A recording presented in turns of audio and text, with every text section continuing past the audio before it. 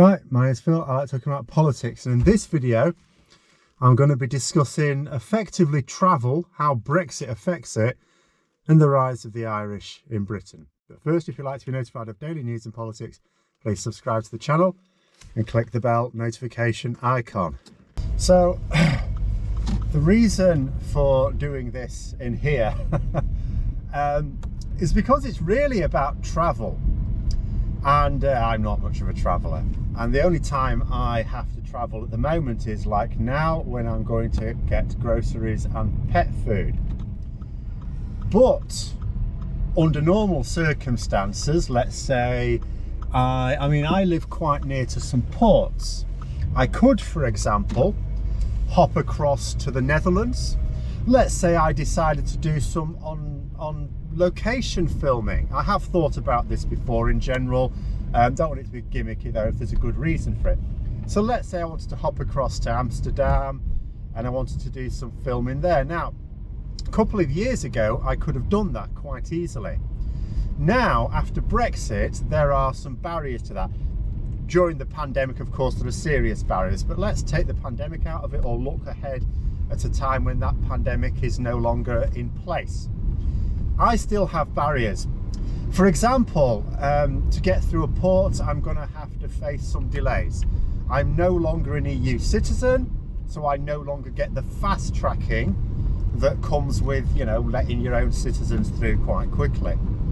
So there's delays there. Now that, of course, will hit the holiday makers as well as the business travellers, because, you know, extra delays getting into whichever European country you wanted to travel through on your holiday, that's going to be annoying. But I suppose for a holiday maker, you can be sanguine about it. You can take the view that, do you know what, the holidays for a week, roundabout, maybe a bit more, but round about a week, and a delay of even a few extra hours in the grand scheme of things on your week's holiday is not a big problem. But for the business traveller, it is, and there's another sting in the tail as well. But first of all, just the delays. You imagine someone who just wants to hop across to the Netherlands, to Belgium, to France, for example. Those delays mean there's no hopping across anymore. There's no, oh, can you just go and meet this client or anything like that. I even think about, I was talking recently about the business owners who are being advised by the British government. British businesses, I can't get it in my head still. British business has been advised by the British government to set up in the EU. Oh yeah, Brexit's causing you some problems. Yeah, you know what you do about that? You want to leave Britain, or at least move their operations serving EU customers to the EU. So let's say you're a business owner that's done this, and you've had to set up this office in Amsterdam, say, and you've set up your Dutch staff and whatever, but you want to visit it now and then, you know. So what you do, oh, I'm just nipping across to the Dutch office today. All right, so you'll be gone tomorrow as well then, won't you? But there's another problem as well.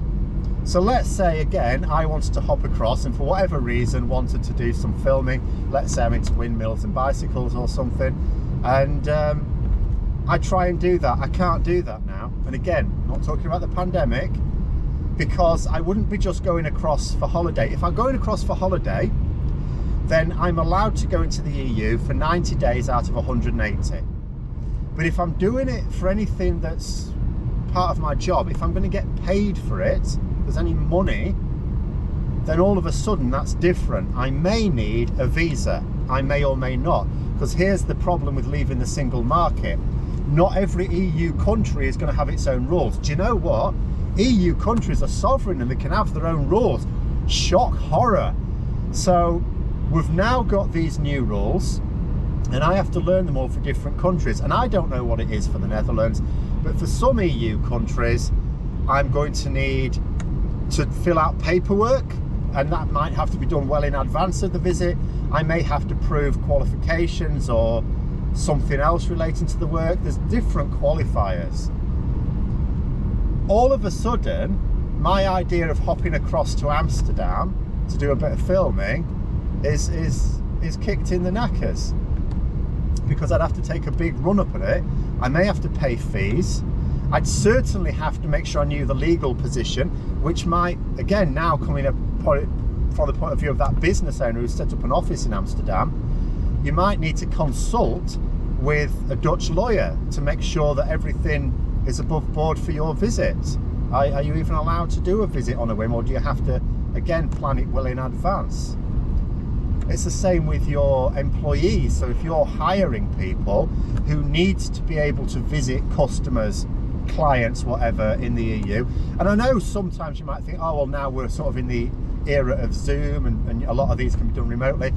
A lot of people still like that personal touch. And the other thing is, let's say you're an architect, you need to visit the site or something like that if you're supplying something that's more than just a remote service, a digital service.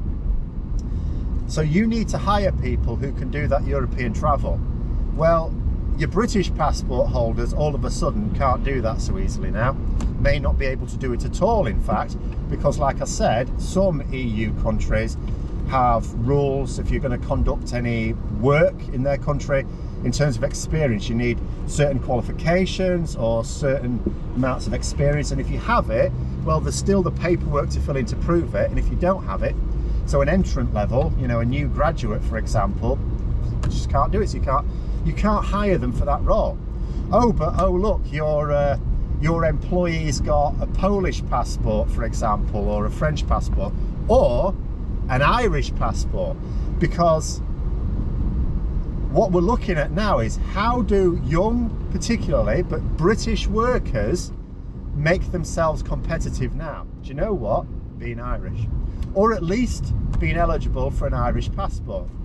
Take my partner, for example. I'm not, you know, I've got a bit of Scottish ancestry, no Irish ancestry, unless I went really far back, I suppose, perhaps, but that's no good to me. My partner is born and raised in Britain, but her father's Irish, so she's automatically an Irish citizen. I've suggested that she get an Irish passport. I think she's going to. Her daughters, okay, they're going to have to do a little bit more admin, but of course their grandfather is Irish, so they can get access to it. And that will allow them to become more competitive in the workplace, because if they decide to work for a company who needs people to be able to travel around Europe for whatever reason, then they're going to be able to do that really easily. And this is why I said before about the fact that EU citizens now have more rights in the UK than UK citizens. Unless, of course, that UK citizen is eligible for an Irish passport. Because that's where it's at now. That's what you want to be able to do, if it is at all possible. You want to get yourself an Irish passport.